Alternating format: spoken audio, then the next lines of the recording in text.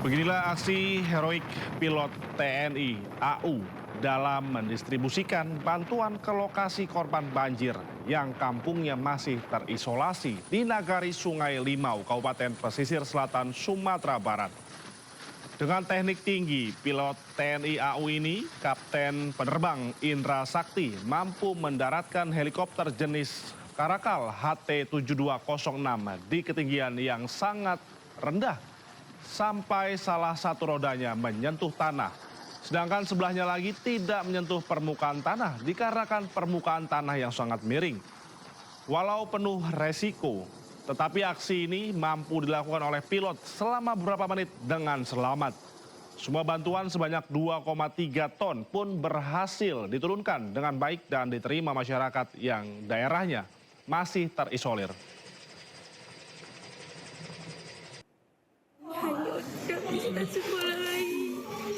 Baju-baju semua hanyut.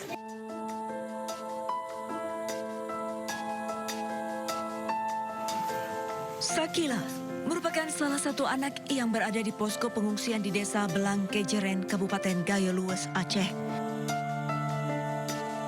Siswi SMP kelas 7 ini tak kuasa menahan tangisnya karena harus belajar di posko pengungsian.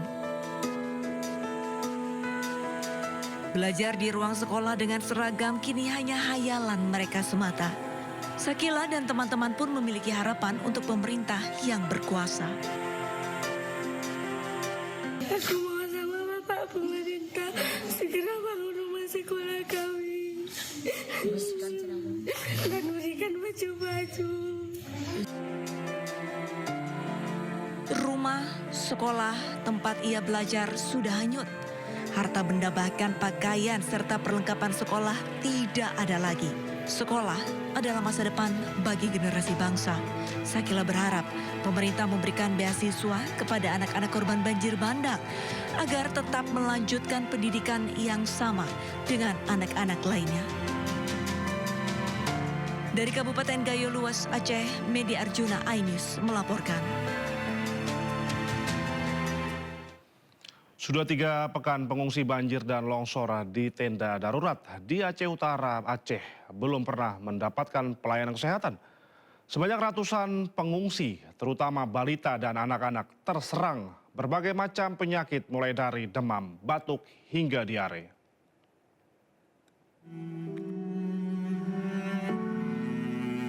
Sebanyak 893 jiwa dari 397 kepala keluarga pengungsi Desa Bukit Linteng dari Dusun Pateng dan Dusun Tengoh, Kecamatan Langkahan, Kabupaten Aceh Utara, kini mulai terserang berbagai macam penyakit.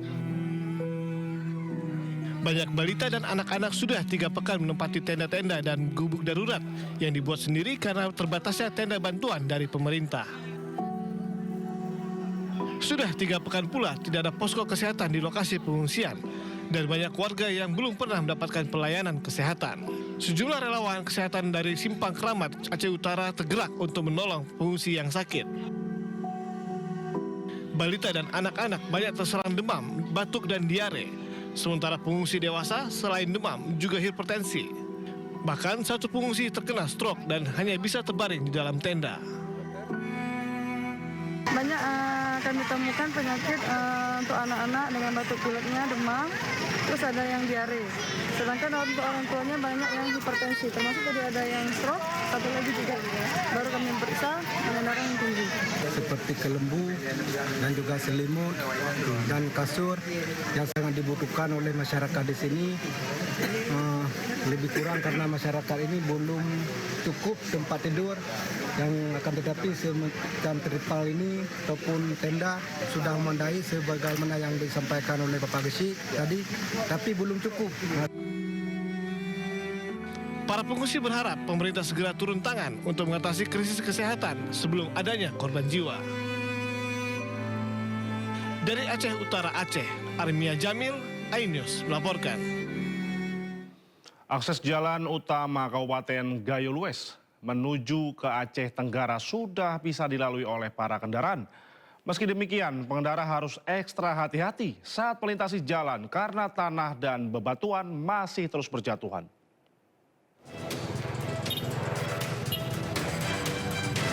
Akses jalan utama yang terletak di Desa Tetumpun, Kecamatan Putri Betung, Kabupaten Gayo Luas menuju ke Aceh Tenggara yang sempat terputus, kini bisa dilalui kembali. Meski badan jalan sempit karena sebagian tertutup bebatuan dan tanah longsor, pengendara tetap berusaha menerobos dengan ekstra hati-hati. Tanah dan bebatuan juga masih berjatuhan akibat kondisi tanah yang tidak stabil. Polisi juga terus berjaga di sejumlah titik lokasi yang masih rentan akan terjadinya longsor. Belum bisa jalan bang, kalau dipaksakan tergantung darah lagi dan air ke sana sama jalan yang sini. Sopirnya belum bisa bang kalau mobil ini bang. Kalau nggak ahli sopirnya mau ke bawah tuh di kita bang. Oke, siap. Tapi bisa bang ya, sempat bisa bang ya masuk ke wilayah ini bang ya? Bisa, cuman kalau mobil kosong bisa lah. Cuman kok muatan kurang. Untuk kegiatan pembukaan jalan Aceh ini termasuk di Desa Penomon ini jalan amblas dan longsor, sehingga kami menempatkan personil untuk pengamanan sehingga mengamankan masyarakat dalam melewati lintasan jalan yang baru dibuka selama kurang lebih memasuki hari ke-24. Akses jalan utama Kabupaten Gayo Luas menuju ke Aceh Tenggara sudah bisa dilalui oleh kendaraan. Akses darat yang juga sudah pulih di Aceh adalah jalur Takenggon Bener Meriah. Selain di Aceh, ada 4 akses darat yang sudah pulih di Sumatera Barat, antara lain Sikalau Lembah Melintang, Sawah Suduk Koto Hilalan, Solok Nagari Pinanggahan, dan Padang Mantuang Kayu Tanam. Dari Kabupaten Gayo Luas Aceh, Medi Arjuna, iNews melaporkan.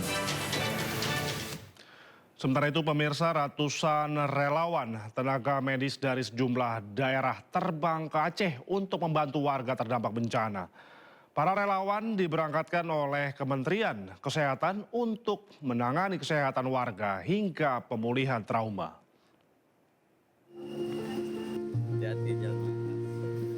Sebanyak 126 relawan dari sejumlah daerah di Indonesia diberangkatkan ke Aceh melalui Bandara Internasional Soekarno-Hatta, Tangerang, Banten, Sabtu pagi. Mereka terdiri atas dokter spesialis, perawat, bidan, ahli teknologi laboratorium medis, ahli gizi, dan radiografer. Para relawan ini akan ditempatkan di seluruh wilayah yang terdampak bencana banjir dan tanah longsor. Adapun pengiriman tenaga medis ini dilakukan bertahap dengan total 600 relawan yang akan diterjunkan ke lokasi bencana.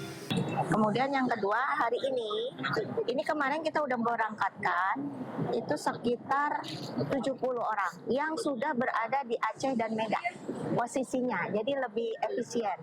Jadi Aceh Medan kita kumpulkan jadi satu, lebih kurang 70 kemarin itu ke arah Pidi Jaya dan Biren. Ya. Hari ini kita berangkatkan sekitar 126. Itu ke daerah yang hari ini daerah-daerah sulit, terutama untuk daerah-daerah yang terisolir. Ditempatkan di mana Bu Yuli? Ditempatkan di rumah sakit, puskesmas, dan posko-posko pengungsian. Itu rata. Selain tenaga medis, Kemenkes juga mengirimkan bantuan obat-obatan dan alat-alat kesehatan. Dari Tangerang, Banten, Hasnugara, iNews melaporkan.